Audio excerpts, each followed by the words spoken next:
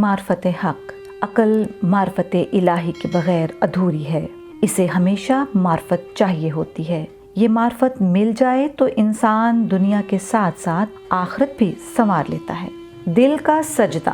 گھوڑوں کی ریس میں ایک گھوڑا اپنی طاقت اور کوشش سے اول نمبر پر آ کر ریس جیت لیتا ہے، جبکہ ایک گھوڑا وہ ہوتا ہے جو اول آنے والے گھوڑے کے پیچھے اور باقی گھوڑوں سے آگے ہوتا ہے، انگریزی میں جس کو رنر اپ کہا جاتا ہے۔ اس گھوڑے کی ذہنی حالت، جذبہ اور کوشش سب سے منفرد ہوتی ہے۔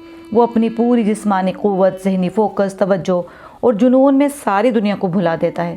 وہ ارد گرد سے بے پرواہ اپنا مقصد پانے میں اس قدر محو ہوتا ہے کہ اس وقت دنیا کی بہتر سے بہترین چیز بھی اس کو اپنے مقصد سے ہٹا نہیں سکتی۔ وہ اپنا ایک اسٹیٹ آف مائنڈ بنا کر ساری چیزوں سے بے نیاز ہو چکا ہوتا ہے، اور وہ اسٹیٹ آف مائنڈ یعنی ذہنی کیفیت یہ ہوتی ہے کہ میں نے ہر حال میں جیتنا ہے۔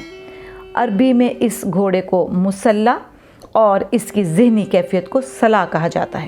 شیر جب شکار کرنے نکلتا ہے تو چند منٹوں میں شکار کا فیصلہ نہیں کرتا، بلکہ سب سے پہلے وہ ریکی کرتا ہے، پلاننگ کرتا ہے، اور پھر باقاعدہ منصوبہ بندی کے ساتھ اپنے ہنر، طاقت اور پھرتیلے پن کو جسم میں جمع کر کے پوری قوت سے حملہ کرتا ہے۔ جب وہ شکار کو دیکھ کر اس کی طرف دوڑتا ہے تو وہ اس وقت بھی مسلح گھوڑے کی طرح اس کیفیت میں ہوتا ہے کہ میں نے ہر حال میں شکار کو دبوچنا ہے۔ اس دوران جیسے بھی حالات آ جائیں وہ اپنے شکار کو نہیں چھوڑ سکتا۔ ان مثالوں کے سمجھنے کے بعد یہ سمجھیے کہ نماز، جس کو عربی میں صلاح کہا جاتا ہے، یہ لفظ صلاۃ اسی کیفیت صلاح سے نکلا ہے۔ صلاح کی عملی شکل صلاۃ ہے، جس کا مطلب ہے اپنی ذہنی، قلبی اور جسمانی فوکس اور توجہ کے ساتھ اللہ کے سامنے پیش ہونا، اس کے قانون اور احکامات کو ماننا اور اس کے سامنے سرنڈر ہونا۔ قرآن اور حدیث میں بے شمار مقامات پر نماز کی تاکید آئی ہے اور یاد دہانی کے لیے دن میں 5 بار نماز کا حکم دیا ہے۔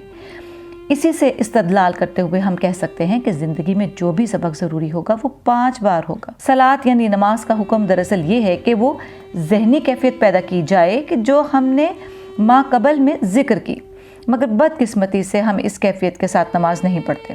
اللہ کے حکم کا منشا یہ ہے کہ مومنین وہ اسٹیٹ آف مائنڈ قائم کر کے نماز پڑھیں جو نماز کی اصل روح ہے۔ اس روحانی کیفیت کے بعد مومنین اپنی راہ سے بھٹکتے نہیں اور نہ ہی وہ گمراہ ہوتے ہیں۔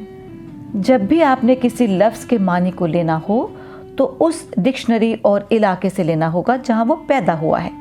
اگر کسی اور زبان اور علاقے کے لفظ کو ہم اپنی مقامی زبان میں سمجھنے کی کوشش کریں گے تو وہ درست طریقے سے سمجھ میں نہیں آئے گا۔ اصل مخرج و ماخذ کو دیکھنا لازمی ہوتا ہے۔ نماز دراصل صلاح ہے، اور صلاح وہ ذہنی کیفیت ہے جس کو نماز کے دوران اور نماز کے باہر بھی قائم رکھنے کا حکم ہے۔ اس کیفیت کا مطلب یہ ہے کہ بندہ اپنے خالق کو نہ بھولے۔ اسٹیٹ آف مائنڈ ہونے کے ساتھ یہ حالت قلب بھی ہے کہ میں اپنے دل و دماغ سے یہ بات مان لوں کہ ایک ذات ایسی ہے جو حاکم اعلیٰ ہے اور میں اس کا محکوم ہوں۔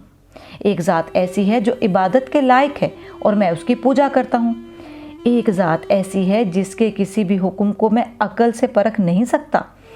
اس کے احکامات کا نام وہی ہے جو انسانی علم و دانش اور عقل سے بالا چیز ہے، جس پر کوئی سوال یا نشان نہیں ہے، بلکہ ہر صورت اس پر اعتماد کرنا ہے۔ کلمہ پڑھنے کے ساتھ مومن اس بات کا بھی اقرار کرتا ہے کہ میں اپنے رب پر، اس کے بھیجے ہوئے نبی پر دلی اعتماد کرتا ہوں، کیونکہ اعتماد ذات رسول اللہ صلی اللہ علیہ وسلم ہی ایمان کی بقا کی اولین شرط ہیں۔ ایک سوال ذہن میں یہ اٹھتا ہے کہ دین اسلام کی نشر و اشاعت کے لیے عربی زبان اور سرزمین عرب کا انتخاب کیوں کیا گیا؟ اس کی 2 وجوہات تھیں۔ پہلی وجہ تو ان لوگوں کی زبان تھی۔ عربی زبان اپنی فصاحت اور بلاغت کے لحاظ سے باقی زبانوں سے ممتاز تھی۔ ایک آسمانی شریعت کے لیے اس وقت عربی سے زیادہ موزوں زبان نہیں تھی جو وحی کے احکامات کو وقت کے تقاضوں کے مطابق پورا کرتے ہوئے انسانیت تک پہنچاتی ہے کہ فقط اونٹ کے لیے اس میں 100 سے زائد نام ہیں۔ تلوار اور گھوڑوں کے لیے بھی بے شمار نام استعمال ہوتے ہیں، حتیٰ کہ اگر کسی مجلس میں 50 افراد مختلف انداز میں بیٹھے ہوں تو ہر فرد کے بیٹھنے کے انداز کے لیے الگ الگ نام ہے۔ اسی طرح مسلح کا لفظ عربی میں جس کیفیت کے لیے استعمال ہوتا ہے اتنی جامعیت کے ساتھ کسی بھی زبان میں نہیں ہے۔ فصاحت کے ساتھ ساتھ عربی زبان میں بلاغت بھی تھی۔ بلاغت کا ایک مطلب بلوغت بھی ہے، یعنی شعوری پختگی جو اس زبان میں دیگر زبانوں سے زیادہ تھی، اور شریعت کے لیے ایسی زبان کی ضرورت تھی جو شعوری پختگی سے مزین ہو۔ انتخاب کی دوسری وجہ یہ تھی کہ ہر وہ مزاج اور خامی جس کی درستی ضروری تھی وہ یہاں کے لوگوں میں بکثرت پائی جاتی۔ یہ قوم اس جہالت اور اخلاقی انحطاط کی پستیوں میں گری ہوئی تھی۔ اس معاشرے کا انتخاب اور اس میں نبی بھیجنے کا مقصد یہ تھا کہ جہالت کی تاریکیوں اور ان تمام رسوم و رواج کو ختم کر دیا جائے جو یہاں کئی نسلوں سے چل رہے تھے۔ یہ اصلاح تمام انسانیت کے لیے ایک مثال ہو اور کل کوئی یہ نہ کہے کہ ہمیں تو فلاں غلطی کے بارے میں کوئی بتانے والا ہی نہیں آیا تھا۔ قرآنی تعلیمات نے دنیا کی تمام برائیوں اور غلطیوں کی نشاندہی کے ساتھ ساتھ مکمل اصلاح اور رہنمائی بھی کی۔ آج کے دور میں اگر کوئی انسان منفریت اور گمراہی کی انتہا پر ہے اور وہ سوال کرتا ہے کہ دنیا کی کون سی کتاب مجھے راستہ دکھا سکتی ہے، تو اس کا جواب دیا جا سکتا ہے قرآن میں تمہارے لیے مکمل ہدایت موجود ہے جس پر عمل پیرا ہو کر تم دنیا اور آخرت کی کامیابی حاصل کر سکتے ہو۔ اقیم الصلاۃ کے حکم کے بعد مسلمان کے لیے ضروری چیز وہ یقین اور کیفیت پیدا کرنی ہے جو نماز کے لیے ضروری ہے۔ یہ حکم دن میں 5 بار اس لیے دیا گیا ہے کیونکہ انسان بھولنے والی مخلوق ہے۔ جیسے ہم روزانہ اس لیے نہاتے ہیں کہ اگر نہ نہائیں تو بدن میں میل پیدا ہونے شروع ہو جاتی ہے۔ ہم روز بال سنوارتے ہیں، اگر کنگھی نہ کریں تو بال بکھر جاتے ہیں۔ ہم دانت صاف کرتے ہیں، اگر نہ کریں تو منہ سے بدبو آنا شروع ہو جاتی ہے۔ یہ تمام بشرا تقاضے ہیں جن کو ہم سب روزانہ کرتے ہیں۔ انسانی ذہن کے ساتھ بھی یہ مسئلہ ہے کہ وہ چیزوں کو جلد بھول جاتا ہے۔ کئی بار لوگ ایسے ہیں جن کے والدین میں سے کوئی ایک وفات پا چکا ہے، لیکن دنیاوی مصروفیات میں انسان اپنے والدین تک بھول جاتا ہے اور اسے اپنے والدین کو بھی یاد کرنا پڑتا ہے۔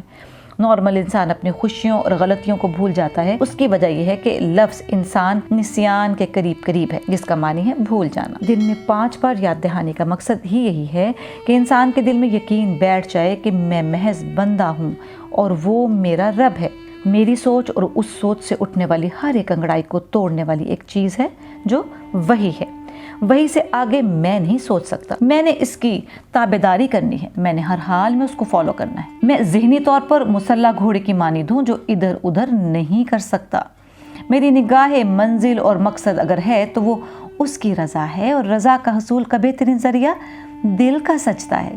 جیسا کہ حضرت علی کرم اللہ وجہہ فرماتے ہیں، میرا خدا اس قابل ہے کہ اسے سجدہ کیا جائے۔ وہ ذات جو عبادات کے لائق ہے، اس کو تلاش کرنے کے بعد ہی عبادت کا اصل سرور ملتا ہے۔ جیسے ہمیں اپنے بچوں سے پیار اور ان کی فرمائش پوری کرتے ہوئے مزہ آتا ہے۔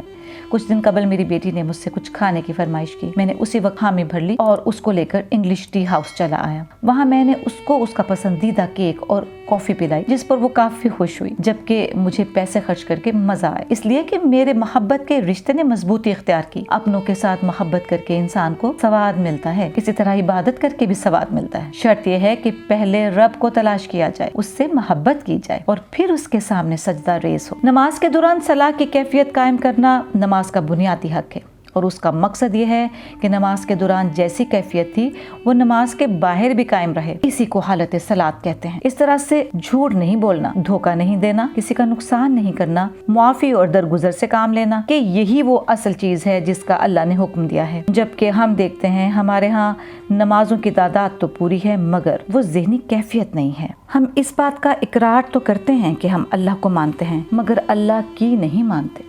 قرآن کریم میں جا بجا حکم ہے اور نماز قائم کرو، یعنی وہ ذہنی کیفیت قائم کرو جس میں آپ کا اللہ کی طرف رجوع ہو، آپ میں مسلح گھوڑے کی طرح فالو کرنے کا عزم ہو۔ اس کی طرح آپ نے بھی اپنے رب کے احکام کی تابعداری کرنی ہے اور اپنی ساری توجہ اور قوتیں اس مقصد کے لیے لگانی ہے جس طرح مسلح گھوڑا اس کیفیت میں دوسری چیزوں کی طرف دھیان نہیں دیتا۔ آپ نے بھی رب کی طرف بڑھتے ہوئے دنیاوی چیزوں کی طرف متوجہ نہیں ہونا۔ نیز یہ کیفیت آپ کی تنہائیوں میں بھی ہونی چاہیے۔ حضرت علی رضی اللہ تعالیٰ عنہ کا قول ہے کہ مومن وہ ہے جو تنہائیوں کا مومن ہے۔ انسان کی اصل حالت وہ ہے جب اس کا کوئی پوچھنے اور نگرانی کرنے والا نہ ہو، پھر جو اس کی کیفیت ہو وہ اس کا باطن ہے۔ آج ہمیں صلاح کی اس کیفیت کو پیدا کرنے کی اشد ضرورت ہے۔ جسم کے ساتھ دل کا سجدہ بھی ضروری ہے۔ دل جب سجدہ ریز ہو گیا تو پھر اس میں وہ کیفیت پیدا ہو جائے گی جو نماز کا اصل تقاضا ہے۔ پھر ہر مسلمان کا دل خوف خدا اور عشق خدا سے مزین ہوگا۔ پھر ایک انسان کو دوسرے انسان سے ڈر محسوس نہیں ہوگا۔ پھر نہ چوری ہوگی، نہ ڈاکہ ہوگا اور نہ ہی کسی پر ظلم و زیادتی ہوگی۔ پھر صحیح معنوں میں ایک پرامن اور مثالی معاشرہ قائم ہوگا جس میں ہر انسان خوشحال زندگی بسر کرے گا۔